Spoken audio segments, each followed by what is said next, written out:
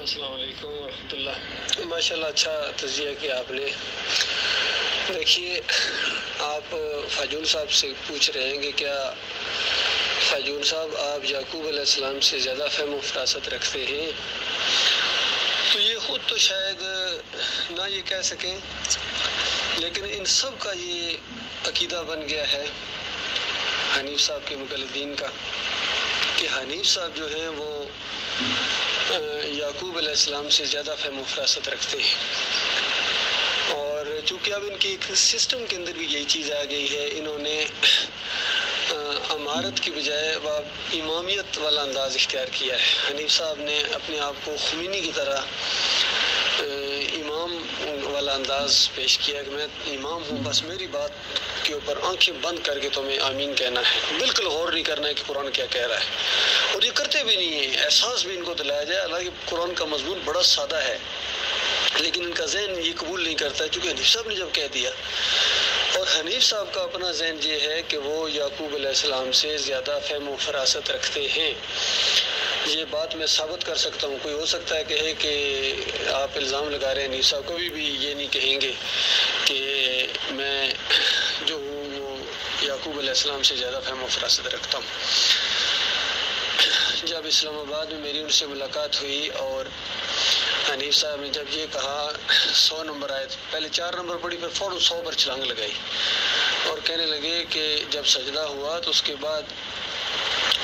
یوسف علیہ السلام نے کہا کہ ابا جان یہ ہے، اس طرح سے زور دے کے بولے، اور انگلی جس طرح نیچے کر کے انسان زور دیتا ہے، کہتا ہے یہ ہے میرے اس خواب کی تعبیر، ابا جان یہ ہے۔ تو میں نے کہا حنیف صاحب، ابھی میرے ذہن میں آپ کے اس انداز سے سوال پیدا ہوا ہے، اور سوال یہ ہے کہ کیا آپ یہ کہنا چاہ رہے ہیں، غور کیجیے میرے سوال کے اوپر، میں نے بڑا ٹیکنیکل سوال کیا ان سے، میں نے کہا کیا آپ یہ کہنا چاہ رہے ہیں کہ یوسف علیہ السلام نے یہ کہا کہ ابا جان جو تعبیر آپ نے بتائی تھی وہ غلط تھی، اور جو میں اب بتا رہا ہوں یہ ہے صحیح تعبیر اس خواب کی، وہ جو آپ والی تھی وہ غلط تھی؟ تو میرا اللہ گواہ ہے، لا الہ الا اللہ محمد رسول اللہ، میں اللہ کو گواہ بنا کر اس بات کو پیش کر رہا ہوں کہ حنیف صاحب نے آگے سے کہا کہ مفہوم کے لحاظ سے آپ کہہ سکتے ہیں۔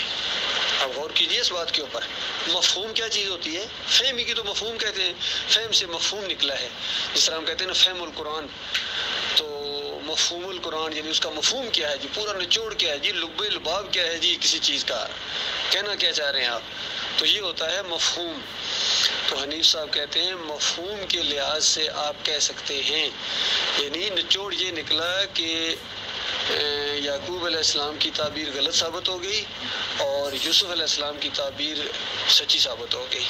ہم اس تصور سے بھی اللہ کی پناہ مانگتے ہیں۔ اسی وقت میں ایک دم میں کہا یہ نہیں سب کیا کہہ رہے ہیں، ان کی دماغ نہیں کام کر رہا ہے، یا کس طرح یہ کس حد تک چلے گئے اپنی بات کو، غلط بات کو ثابت کرنے کے لیے انہوں نے 2 انبیاء کو آمنے سامنے کھڑا کر دیا، یعنی ایک غلط کہہ رہا ہے، دوسرا صحیح کہہ رہا ہے، اور حالانکہ وہاں جو بات ہے وہ دونوں باپ بیٹے ایک ہی بات کو کہہ رہے ہیں، اور ظاہری بات ہے جب یوسف علیہ السلام نے خواب دیکھا تو وہ تو اس کی تعبیر کو نہیں سمجھ پائے، تبھی تو انہوں نے اپنے باپ سے، اور چھوٹے بچے بھی تھے، ابھی نبی بھی نہیں بنے ہیں، تو جیسا کوئی بات اس انداز سے نبی کو کہتا ہے تو نبی اپنی فہم و فراست سے اس کی تعبیر بتاتے ہیں یا وحی کی روشنی میں، دونوں معاملات ہوتے ہیں۔ تو اس خواب کی تعبیر تو پوری طرح محسوس ہوتا ہے کہ وحی کی روشنی میں بتائی گئی ہے، کیونکہ وحی کے بغیر اپنی فہم و فراست سے کوئی نبی اپنے کسی بیٹے کو نہیں کہہ سکتا ہے کہ اللہ تعالیٰ تجھے نبی بنائے گا، یہ فہم و فراست کی چیز نہیں ہے، یہ غیب کا معاملہ ہے، اور اس انداز سے جو بات کی جاتی ہے وہ اللہ کی وحی ہی کی روشنی میں۔ اور دیکھیے جس طرح نبی علیہ السلام کے سامنے طرح طرح کے خواب بیان کیے جاتے تھے، اور جس طرح نبی علیہ السلام نے فرمایا خواب یعنی اللہ کی طرف سے بھی ہوتے ہیں اور شیطان کی مداخلت سے بھی ہوتے ہیں، اور اگر شیطان کی مداخلت سے ہو تو بائیں طرف انسان یعنی اٹھے اور تھوک دے اور اعوذ باللہ پڑھے یا آیت الکرسی پڑھ کے سوئے تو پھر وہ شیطان جو ہے وہ نقصان نہیں پہنچا سکتا ہے۔ ایک مرتبہ عبداللہ بن عمر نے ایک خواب دیکھا اور انہوں نے اپنی بہن حفصہ کو اس کا ذکر کیا، جو نبی علیہ السلام کی زوجہ تھیں، اور خواب یہ تھا کہ کہتے ہیں کہ میں فرشتے مجھے پکڑ کے یعنی جہنم کی طرف لے جائے، اندازہ لگائی، ایک خواب ظاہر بات ہے شیطانی کی طرف سے۔ تو اب وہ ذرا ڈر بھی گئے، اور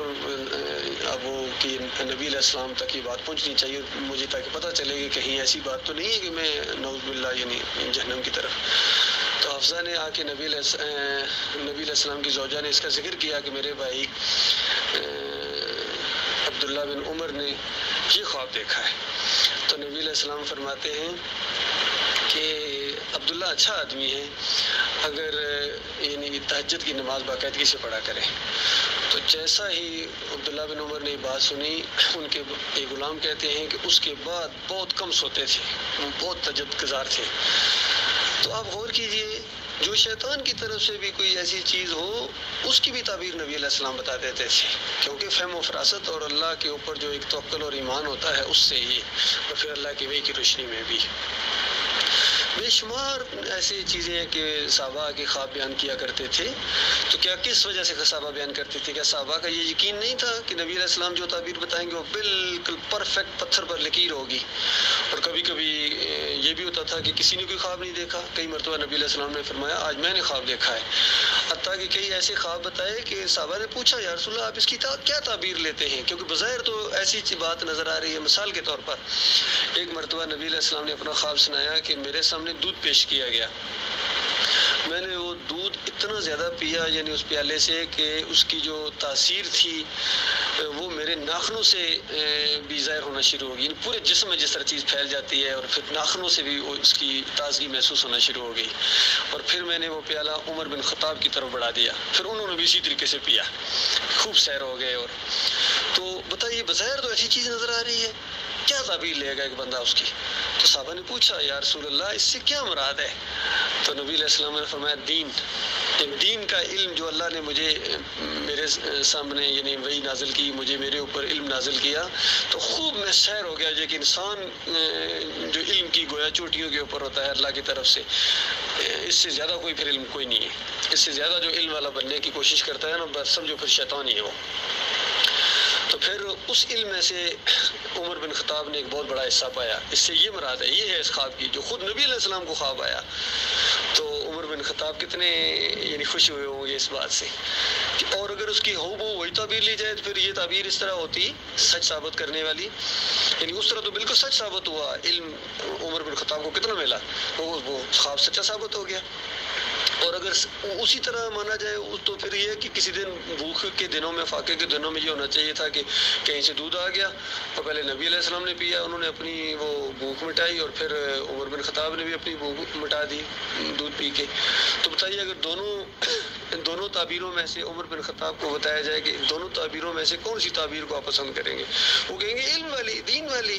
باقی وہ پیاس تو لگتی رہتی ہے، آتی جاتی چیزیں ہیں، یہ اصل چیز ہے کہ میں نے اس میں سے حصہ پایا ہے۔ تو اسی طریقے سے یوسف علیہ السلام نے جب ظاہری بات ہے ساری معاملات کے اوپر اللہ کے سامنے سجدہ شکر ہو گیا،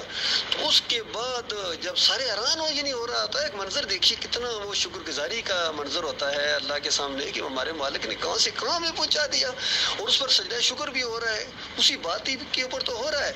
تو یہ سب کچھ جو منظر، اور اتنے تخت کے اوپر بیٹھے ہوئے جناب وہ کینان کے جو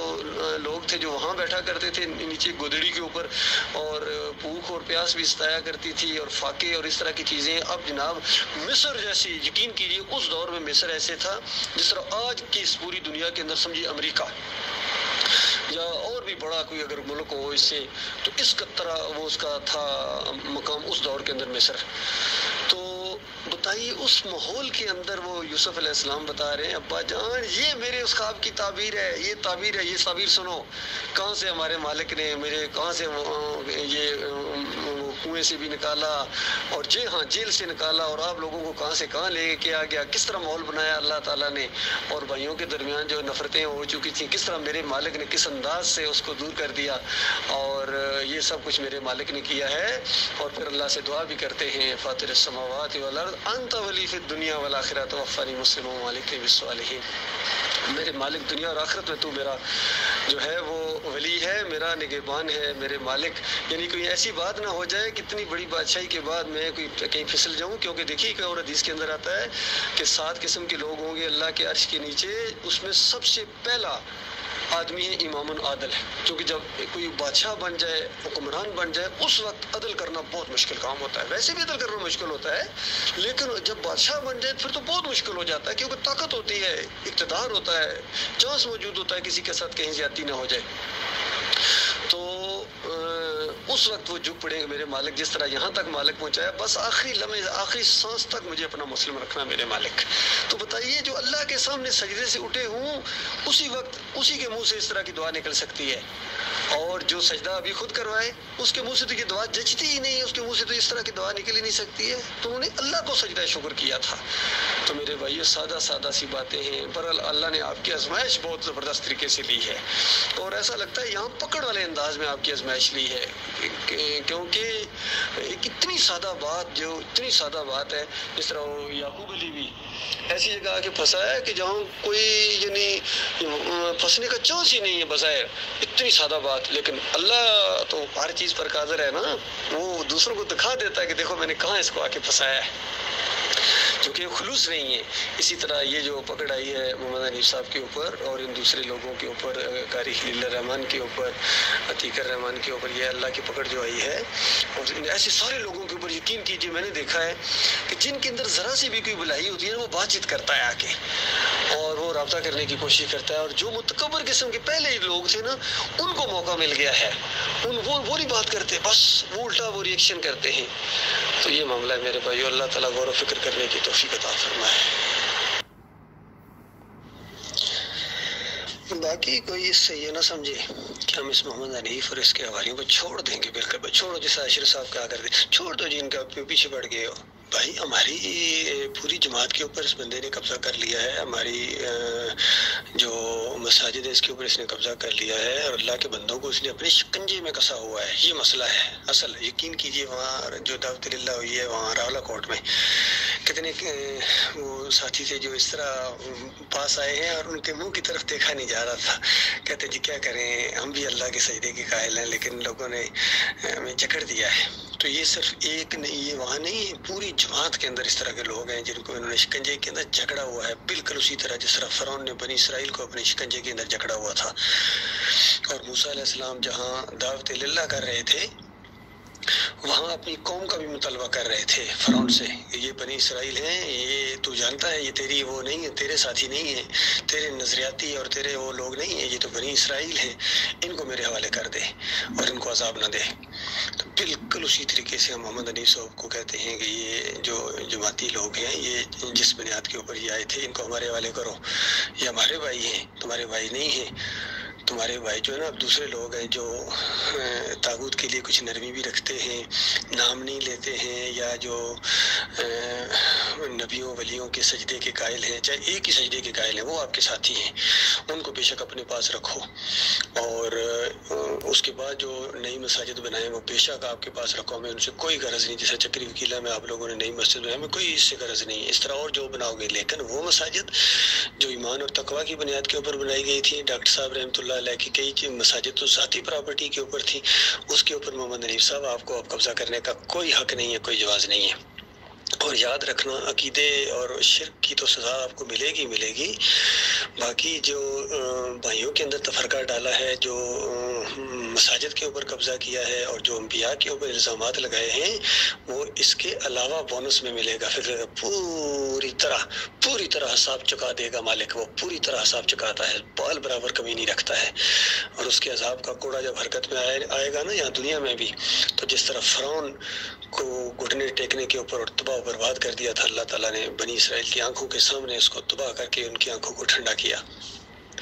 اسی طرح اللہ تعالیٰ ہماری آنکھوں کو بھی ٹھنڈا کرے گا تمہیں عذاب کے شکنجے میں کس کے، اور بڑی تکلیفیں پہنچائی ہیں تم نے مومنوں کو، اور اللہ نے یہ طے کر دیا ہے کہ جن لوگوں نے مومن مردوں اور مومن عورتوں کو تکلیفیں پہنچائیں، ثم لم یتوبوا، اور پھر توبہ نہیں کی انہوں نے، یعنی زندگی میں توبہ نہیں کی، فلہم عذاب جہنم ولہم عذاب الحریق،